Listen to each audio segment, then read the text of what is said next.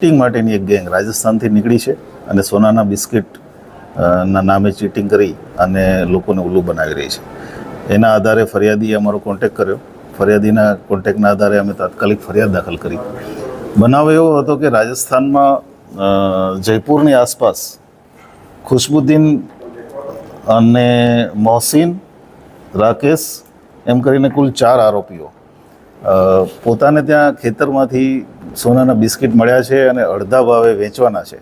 એના આધારે ડાયરેક્ટ ગુજરાતના વેપારીઓને, સારા લોકોને કોન્ટેક કરતા હતા અને કોન્ટેક કર્યા પછી એ જ્યારે વ્યક્તિ ત્યાં જાય ત્યારે એમને ટેસ્ટિંગ માટે અમુક પ્રકારના નાના બિસ્કિટ આપતા હતા જે સાચા હતા.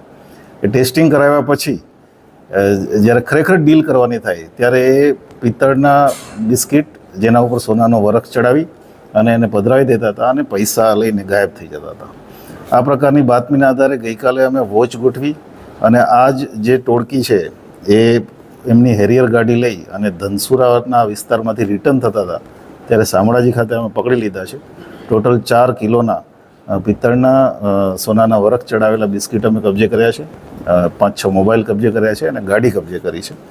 3 આરોપી આમાં અમે અરેસ્ટ કર્યા છે અને એક આરોપી અમારી જે ઓપરેશન છે એ દરમિયાન ભાગી ગયો છે. એ અમારે માટે વોન્ટેડ છે.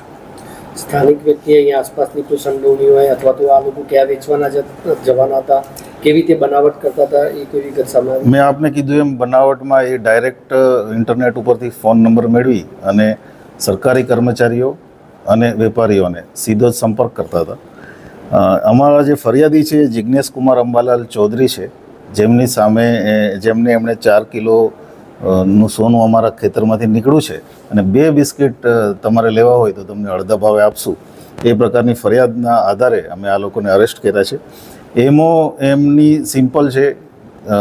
જે ટેસ્ટિંગ માટે જે સોનું આપતા હતા, જે બિસ્કિટ આપતા હતા એ સાચું હતું અને ત્યાર પછી આ ખોટું સોનું પધરાવી અને એમના વિસ્તારમાંથી ગાયબ થઈ જતા હતા અને મોબાઈલ બધા સ્વિચ ઓફ કરી દેતા હતા. સર, અગાઉ કોઈ ગુના નોંધાયેલા છે?